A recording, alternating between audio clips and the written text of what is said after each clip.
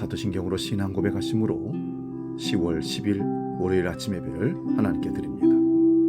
나는 전능하신 아버지 하나님, 천지의 창조주를 믿습니다. 나는 그의 유일하신 아들, 우리 주 예수 그리스도를 믿습니다.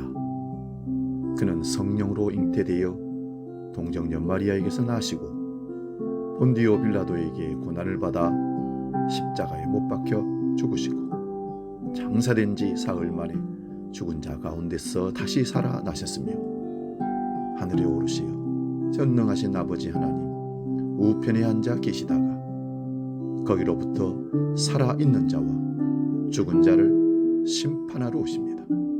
나는 성령을 믿으며 거룩한 공교회와 성도의 교제와 죄를 용서받는 것과 몸의 부활과 영생을 믿습니다. 아멘.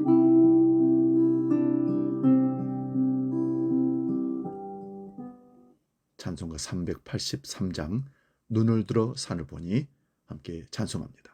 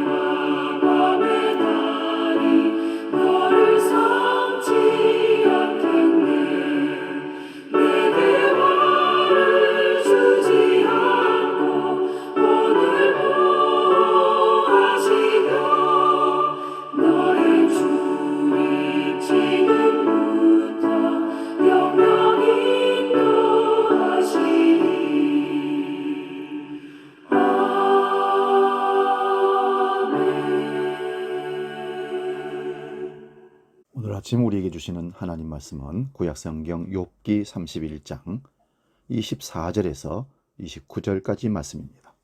구약성경 791면에 있습니다. 이 말씀 봉독할 때에 살아계신 하나님의 음성을 듣기 바랍니다. 욥기 31장 24절에서 29절 지금 봉독합니다.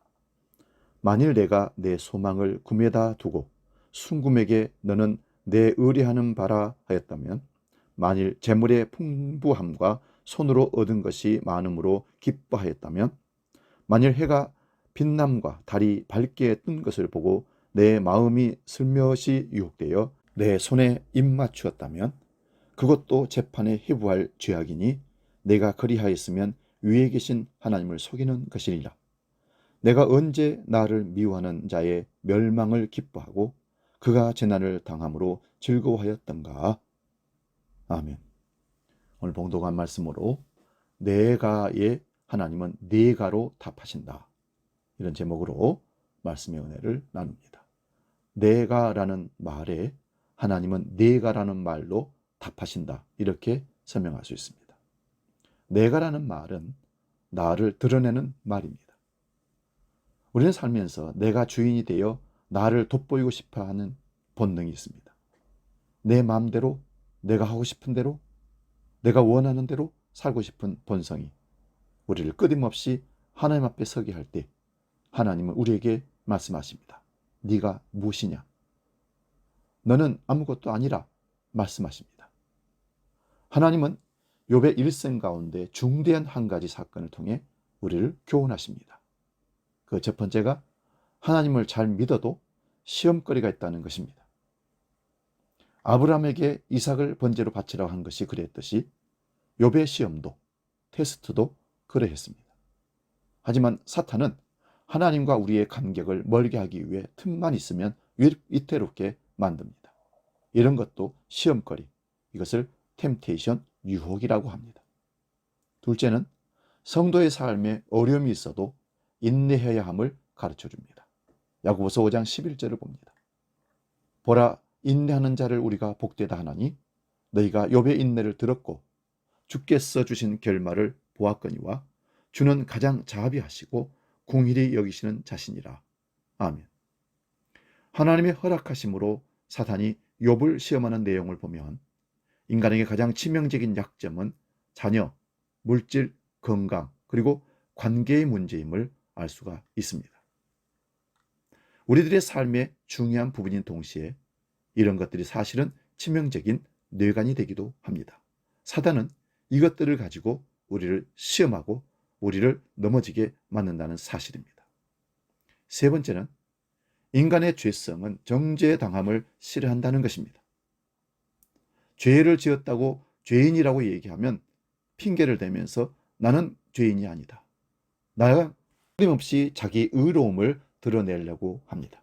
욥이 어느 날 자식들을 다 잃고 재산을 다 도둑맞고 건강마저도 잃었어도 하나님을 원망하지 않았다고 욥기 1장 22절에 말씀합니다. 입술로 죄를 범하지 않았다는 얘기입니다. 하지만 새 친구들이 자신을 위선자로 취급하며 정죄할 때는 인내의 한계를 보이며 달라들었습니다. 그들이 정죄하는 내용의 무죄함을 항변했습니다. 그게 바로 욥기 29장에서 31장에 있는 말씀입니다. 특히 오늘 본문이 있는 31장의 항변 중에 내가를 쏟아냅니다. 본문 29절을 봅니다. 내가 언제 나를 미워하는 자의 멸망을 기뻐하고 그가 재난당함을 즐거워했던가? 사랑하는 여러분, 우리는 하나님께로부터 정죄당하지 않기 위한 삶의 초점을 맞추며 인생을 살아가야 합니다. 두 번째는 인간의 의의는 절대적인 의의가 아님을 말해주고 있습니다. 친구들에 대한 욥의 항변이 틀린 것은 아닙니다. 그러나 우리는 하나님 앞에서 상대적 의인이지 절대적 의인은 결코 아닙니다. 저 사람보다 내가 좀 잘못을 덜한 것이고 저 사람보다 내가 실수를 좀 덜한 것이지 결코 완벽한 의인은 없다는 말씀입니다. 하나님께서는 절대적인 의의, 즉 하나님의 공의의 기준으로 사람을 심판하십니다. 하나님의 공의 앞에 의인이 없기에 의인이 없나니 하나도 없다라고 말씀합니다. 모든 사람이 죄를 범하였음에 하나님의 나라에 들어갈 수가 없다는 것입니다. 절대적 의인이신 예수 그리스도의 보혈의 은혜가 그래서 우리에게 꼭 필요한 것입니다. 마지막으로 욥기서에서 우리에게 주는 교훈은 하나님은 욥을 통해 우리가 죄인임을 교훈하고 싶어 하십니다. 하나님께서는 현상적으로 욥에게 개입하시어 들려주시고 보여주시면서 욥이나 우리 모두가 죄인임을 깨닫게 하십니다. 바울 사도도 주님을 영으로 만나고 나는 죄인 중에 괴수라고 고백하며 나는 죽어 마땅한 그런 사람인데 은혜로 구원해 주시고 이 질그릇 같은 나에게 보배로 오신 예수 그리스도를 주셨다라고 고백합니다. 세례 요한도 주님은 흥하여야 하겠고 나는 쇠하여야 하리라 주님 앞에서 고백합니다. 욥기 40장 9절을 봅니다. 네가 내 공의를 부인하려느냐? 내 의를 세우려고 나를 악하다 하겠느냐? 네가 하나님처럼 능력이 있느냐? 하나님처럼 천둥소리를 내겠느냐? 내가로 맞선 욥에게 하나님은 네가로 질문하시므로 오직 우리가 하나님의 은혜로만 산다는 사실을 고백하게 하십니다. 욥은 자신의 죄인임을 회개하고 고백하며 섰을 때 욥의 말년에 이전보다 많은 소유물을 갑절이나 복을 주셨다고 성경은 기록하고 있습니다. 그렇다고 이 주신 복을 부러워하지 마시길 바랍니다. 그런 관점의 신앙생활은 하나님의 의도와는 거리가 멉니다. 성도는 지금 주신 분량의 은혜를 감사하며 살아야 합니다. 우리는 욥의 세 친구들을 생각하면서 누구를 향해 정죄하는 돌만 던져서는 안 되며 또한 욥처럼 상대적 의의를 앞세워도 결코 안 됩니다. 우리가 나의 옳음을 위해 내가 한다면 하나님께서는 우리의 어리석음을 두고 네가라고 하실 것입니다. 우리에게는 끝까지 예수 그리스도의 공로에 옷 입는 것만이 사는 삶이라는 사실을 기억하고 오직 하나님의 은혜만 드러내는 믿음의 삶을 살 수 있기를 바랍니다. 나는 하나님 앞에 지렁이 같은 존재요, 티끌 같은 존재요, 공로 없는 존재인 것을, 죄인인 것을 고백하는, 그래서 바울 사도는 나는 날마다 죽노라 고백했던 것입니다. 오늘 우리가 주님 앞에 내가가 아니라 하나님 앞에 항상 주님의 의, 주님의 공로, 하나님의 은혜밖에 없습니다 고백하며 사는 우리가 될 수 있기를 축원드립니다. 기도합니다. 살아계신 아버지, 내가 사라지게 하시고 오직 주님만 드러나고 주님만 높여지는 삶, 주님 공로 자랑하는 삶, 십자가 의만 드러내는 삶, 하나님의 의만, 하나님의 은혜만 강조하며 그 은혜를 전하는 삶으로 우리 모든 삶을 맞추며 살게 해 주시옵소서. 이제 주기도로 기도합니다. 하늘에 계신 우리 아버지, 아버지 이름을 거룩하게 하시며 아버지의 나라가 오게 하시며 아버지의 뜻이 하늘에서와 같이 땅에서도 이루어지게 하소서. 오늘 우리에게 일용할 양식을 주시고 우리가 우리에게 잘못한 사람을 용서하여 준 것 같이 우리 죄를 용서하여 주시고 우리를 시험에 빠지지 않게 하시고 악에서 구하소서. 나라와 권능과 영광이 영원히 아버지의 것입니다.